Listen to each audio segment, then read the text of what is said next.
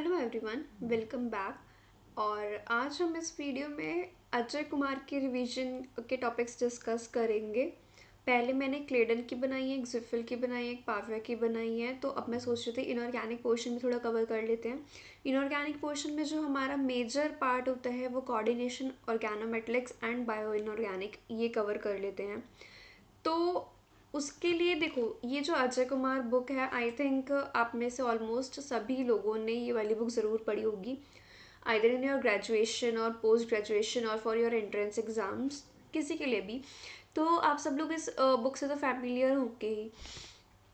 अब क्या है, जैसे ये वाली बुक है आपकी Ajay Kumar for organometallics and bioorganic chemistry. इस पूरी बुक को आपको नहीं रीड करना है, मतलब फॉर फाइनल रिवीजन वैसे तो आपको करना ही है। बट देखो, जो इसमें बायो इंडेक्स से ही देखते हैं एक बार कि कौन कौन से आपको चैप्टर्स मेनली फोकस करना है, कौन कौन से चैप्टर पर लास्ट टाइम पर। पहले तो ये जो बायो ऑर्गेनिक केमिस्ट्री वाला चैप्टर है, इसमें ये 62 पेजेस हैं। तो आई थिंक आप इसमें से ना पढ़ के आपने जो नोट्स बना रखे होंगे, आप बायो ऑर्गेनिक उसी में से ही रीड कर लीजिए, क्योंकि एक थोड़ा ये मगअप करने वाला चैप्टर है। तो जो आपको इस बुक में से मिलेगा वो अपने अपने नोट्स में भी लिखा ही होगा। तो मेजर पोर्शन आपको उसी में कवर हो जाता है। तो इसको बुक से रहने देना और उधर से ही कर लेना। नेक्स्ट अब स्टार्टिंग से देखते हैं, इंट्रोडक्शन टू ऑर्गेनोमेटेलिक कंपाउंड्स। पहले ना देखो, ये जो आपकी हैप्टिसिटी वाले जो टेबल होएगी, हैप्टिसिटी आपको अच्छे से हर एक कंपाउंड की आनी चाहिए, हर एक मॉलिक्यूल की आनी चाहिए, हर एक लीगेंड की आनी चाहिए। जितने भी यहाँ पे लीगेंड्स लिखे हुए हैं सबकी आपको हैप्टिसिटी का नॉलेज होना चाहिए, क्योंकि यही हम क्वेश्चन वगैरह में यूज़ करते हैं। ठीक है, फर्स्ट चैप्टर से आपको मेनली यही करना है। Second is metal carbonyls. Metal carbonyls के अंदर आपको पीक्स, जितनी भी कार्बोनिल की स्ट्रेचिंग फ्रीक्वेंसी होती है वो आपको याद करनी है। एक मिनट में आपको दिखा देती हूँ। थोड़ा सा आपको रीड करना पड़ेगा ये वाला चैप्टर। इस किन किन फैक्टर्स पे स्ट्रेचिंग फ्रीक्वेंसी डिपेंड करती है, ये चीज़ आपको अच्छे से याद होनी चाहिए। ये जो टेबल्स हैं, minus charge, positive, plus charge या फिर न्यूट्रल, इसका क्या इफेक्ट पड़ता है। और ये देखो, pi accepted strength of some ligand से, जितने भी आपको यहाँ पे सीरीज दे रखी है, एक बार आप इन सीरीज से गो थ्रू कर लेना। जितने भी आपको यहाँ पर एग्जाम्पल्स दे रखे हैं वो चीज़ अच्छे से एक बार कर लेना। मतलब ज़्यादा डीप थ्योरी मत पढ़ना, उसकी कोई पता चले कि ना आप रिवीजन के टाइम पर पूरी पूरी थ्योरी पढ़ रहे हो, नहीं।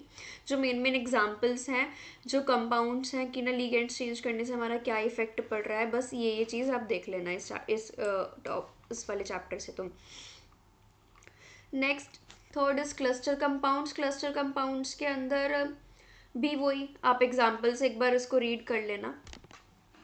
Fourth, reactions. देखो, फोर्थ और सिक्स्थ चैप्टर ना ऐसे, इनमें बहुत सारी रिएक्शंस मिलेंगी आपको। लास्ट मोमेंट पे इतना सब कुछ रिवाइज करना और याद तो खैर बिल्कुल हो ही नहीं सकता है, वो इतनी सारी रिएक्शंस हैं, तो बेवकूफ़ी होगी वो करनी।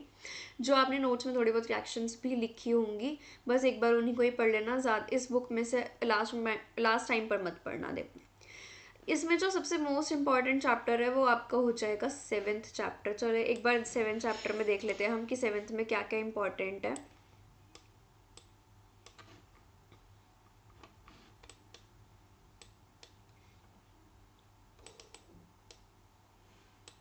देखो, सेवेंथ में आपका आ रहा है कैटालिसिस।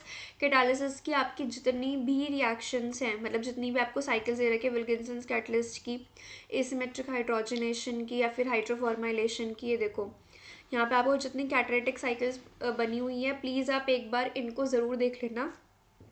क्योंकि इसके अंदर मान लो किसी आपके से किसी कंपाउंड की इंटरमीडिएट की आपसे ज्योमेट्री पूछ ली, या फिर इसके अंदर एडिशन हो रहा है पहले, फिर एलिमिनेशन हो रहा है, या फिर इंसर्शन हो रहा है कि पहले, तो मतलब कुछ भी, जैसे ये स्टेप वाइज मैनर में जो प्रोसेस चल रहा है कि यहाँ पे 1 to माइग्रेटरी इंसर्शन हो, उसके बाद यहाँ पे ऑक्सीडेटिव एडिशन हुआ है, तो आपसे रिवर्स करके भी पूछ लेते हैं। तो आपको ये कैटलिटिक साइकिल्स भी बहुत अच्छे से आनी चाहिए। इस चैप्टर में तो आपको मतलब यही है, और तो ज़्यादा इतनी ज़्यादा रिएक्शंस में मत जाना, एक एक चीज़ मत पढ़ना, थोड़ा बहुत नोट्स में जो आपने कर रखा होगा वही कर लेना। नेक्स्ट जो आपका एट्थ चैप्टर है, एट्थ चैप्टर के अंदर क्या है, ऑर्गेनोमेटेलिक रिएक्शंस है, जो आपने क्लेडन से भी पढ़ी हुई होंगी, Stille coupling, Negishi coupling, Sonogashira, Suzuki Heck वगैरह, ये जितने भी हैं। तो अगर आपको इनमें से पढ़ने की नीड लग रही है, देखो जो कि जितनी कैटालिटिक साइकिल्स हैं, एक बार इनको रिवाइज करना तो रिवाइज कर लेना, वरना अगर आपने क्लेडन से कर लिया तो यहाँ से करने की ज़रूरत नहीं है, या फिर यहाँ से कर लो, क्लेडन से मत करो, एक ही बात है। ठीक, और बाकी आपको 9 चैप्टर मैंने आपको बता ही दिया था कि बायो इनऑर्गेनिक का जो ये चैप्टर है आपको अपने नोट्स से पढ़ना है। ठीक है, अब next is coordination chemistry. Coordination के अगर आपने नोट्स बनाए होंगे तो वो बहुत ही ज़्यादा अच्छी बात है, क्योंकि ये इतना वास्ट चैप्टर है कि ख़त्म ही नहीं होता। मेरा भी हाफ से ज़्यादा रजिस्टर भर चुका था। अब इसके अंदर क्या करना, देखो नेट के पेपर में बेसिकली स्ट्रक्चर, आइसोमेरिज्म, आईयूपैक वगैरह ये नहीं आते हैं ज़्यादा कुछ, मतलब अगर बाई चांस आ गया तो एक क्वेश्चन ऐसे आ सकता है, वरना तो नहीं आता। बचे हैं ये आपके 4 chapters, the most important chapters, colour and electronic spectra, जहाँ आपको ऑर्गल डायग्राम, तनाबे सुगानो डायग्राम मिलेगा, तो वो चीज़ आपको बहुत अच्छे से करनी है। एक बार देख लेते हैं। और एक ये मैग्नेटिज्म वाला चैप्टर, पहले 5th चैप्टर देखते हैं। ये देखो 5th चैप्टर के अंदर ये सारे ऑर्गल डायग्राम्स हैं, यहाँ पर D9, D7, D8, D2 वगैरह जितने भी हैं, तो आपको ये अच्छे से याद होने चाहिए कौन कौन से एनर्जी लेवल्स हैं, कहाँ किस एनर्जी लेवल से कौन से एनर्जी लेवल तक ट्रांजिशन हो रही है, कौन कौन से फॉरबिडन अलाउड ट्रांजिशंस हैं, ये सब आपको बहुत अच्छे से रिवाइज होना चाहिए। ये टॉपिक वैसे भी आपको पोस्ट ग्रेजुएशन के अंदर पढ़ाते हैं, तो जिसने पोस्ट ग्रेजुएशन के अंदर अच्छे से पढ़ लिया होगा उसको इतनी प्रॉब्लम नहीं आएगी ये। और अगर आप सोचो कि आप लास्ट मोमेंट पे इस चैप्टर को फ्रेशली मतलब फ्रेश प्रिपेयर करो कि अभी तक तो पढ़ा नहीं है बट अब पढ़ लो, तो फिर ये मत करना बिल्कुल भी, इसके चक्कर में आप बाकी चीज़ें भी भूल जाओगे। इम्पॉर्टेंट है ये वाला चैप्टर, बट अगर आपने पहले नहीं पढ़ रखा तो लास्ट मोमेंट पे पढ़कर भी कोई फ़ायदा ही नहीं है। LMCT, MLCT जितने भी आपके चार्ज ट्रांसफ़र, स्पेक्ट्रा वगैरह ये सब दे रखा है, ये अच्छे से पढ़ लेना एक बार। TS डायग्राम के अंदर इतना तो है नहीं, वैसे 2-4 या लो स्पिन कॉम्प्लेक्सेस का आता है इसके अंदर। नेक्स्ट इज आपका मैग्नेटिज्म वाला चैप्टर, ये रहा। मैग्नेटिज्म के अंदर आपको जैसे थोड़ा बहुत एग्जांपल्स वगैरह पढ़ लेना, ये ग्राफ जो बने हुए हैं, प्लॉट्स, ये सब अच्छे से कर लेना। और यहाँ पर जैसे आपको ये म्यू इफेक्टिव का मिलेगा फॉर्मूला, ये म्यू इफेक्टिव, इसमें पढ़ लेना कि ना ये अल्फ़ा क्या होता है, लैम्डा क्या होता है, डेल्टा क्या होता है, ये सब चीज़ें इसको क्वेश्चंस पे सॉल्व करना आपको आना चाहिए। ये cross over point, high spin to low spin या low spin to high spin, ये जो भी है इसका कोई एग्जांपल वगैरह दे रखे होंगे वो अच्छे से एक बार रीड आउट कर लेना आप। बस इसके अंदर तो इतना कुछ है नहीं था। अब जो है most important chapter, reaction mechanism, ये चैप्टर पता है मेरे एग्जाम में भी ट्रांस इफेक्ट का एक क्वेश्चन आ गया था रिएक्शन मैकेनिज्म का, और तब तक मैंने ये चैप्टर पढ़ा नहीं था, और मेरे को तो खैर पर्सनली ये चैप्टर ना थोड़ा बहुत डरावना सा लगता है। मतलब पता नहीं क्यों, बहुत पढ़ा है मैंने, मतलब मेरे को याद भी नहीं है, n नंबर ऑफ टाइम्स मैंने ये वाला चैप्टर पढ़ लिया था अपनी पोस्ट ग्रेजुएशन में और नेट और गेट की प्रिपरेशन करते हुए, बट स्टिल मेरे को इस चैप्टर में आज तक वो कॉन्फिडेंस नहीं आया जो आना चाहिए। आप एक बार इस चैप्टर को तो पूरा ही, मैं तो ये सजेस्ट करूँगी कि लास्ट टाइम पर भी आप इसको पूरा अच्छे से रीड करके जाना।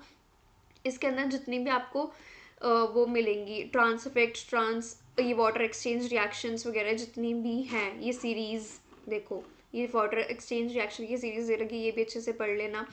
एनेशन रिएक्शंस क्या होती हैं, एक ही कॉन्जुगेट बेस वाला कंसेप्ट आता है, आई थिंक वो आगे आएगा। जो भी है मतलब इसको एक बार अच्छे से कर लेना। स्क्वायर प्लेनर कॉम्प्लेक्सेस के देखो, ये trans effect, solvent effect, charge effect कौन कौन से फैक्टर्स पे डिपेंड करता है, ये सीरीज़ हो गई आपकी। ये ट्रांस इफेक्ट के जितने भी एग्जांपल्स हैं, क्योंकि कभी कभी तो डायरेक्टली एग्जांपल्स ही पूछ लेते हैं इसी में से ही, तो आप इनको अच्छे से एक बार रीड आउट कर लेना। मतलब लास्ट टाइम पर तो मैं यही बोलूँगी, अगर आपने इसके अच्छे से नोट्स बना रहे हैं तो नोट्स से पढ़ लेना। इलेक्ट्रॉन ट्रांसफर रिएक्शंस हैं, ये आपका पोस्ट ग्रेजुएशन में भी आता है, और मेरे को एग्जैक्टली याद नहीं आ रहा कि इसका क्वेश्चन नेट में आया है कि नहीं आया है, बट एक बार आप चेक कर लेना, मेरे मतलब माइंड से स्लिप हो रहा है वो चीज़, बट इतना मेरे को पता था कि ये मेरा पोस्ट ग्रेजुएशन में तो ज़रूर आया है, और मैंने बहुत ज़्यादा बार इस चैप्टर को पढ़ा था। बस यही चीज़ है, आपको ना इस बुक में से भी सिर्फ यही रिवाइज करने की ज़रूरत है, ज़्यादा डीपली मत जाना। नोट्स प्रिपेयर कर रखे हो तो सबसे पहले तो नोट्स ही बेस्ट है, और बाकी चैप्टर्स के लिए भी देखो बुक्स से अब लास्ट टाइम पर रिवाइज मत करो, जो जो अब आपने नोट्स बना रखे, सॉलिड स्टेट हो, इलेक्ट्रोकेमिस्ट्री हो, काइनेटिक्स हो, या जैसे मैंने आपको बताए थे कि फॉर्मूलाज आप शॉर्ट नोट्स में प्रिपेयर कर लो, तो आप अब उनको अच्छे से रिवाइज करना। बुक्स के लिए तो आई थिंक ये ही सफिशेंट है। अजय कुमार हो गई, जिफल हो गई, पाव्या हो गई, क्लेडन हो गई। आई थिंक अब आपने इतनी ज़्यादा बुक्स रीड नहीं करी होंगी और करनी भी नहीं है, ज़्यादा बुक्स में मत भागना। अब बस आपको अपना मेन फोकस जितने भी फॉर्मूलेज हैं सबको बहुत अच्छे से याद कर लेना उनको, ताकि आप इनको क्वेश्चंस में अप्लाई कर सको। जितनी सीरीज़ हैं, पैटर्न क्या क्या होता है, ग्राफ्स कैसे कैसे होते हैं, पीक्स की वैल्यूज़, ये सब बुक्स का तो कुछ नहीं है। अब जो भी है आपको अपने नोट्स से ही करना है। तो अच्छे से करना। All the best and thank you so much. Bye bye everyone.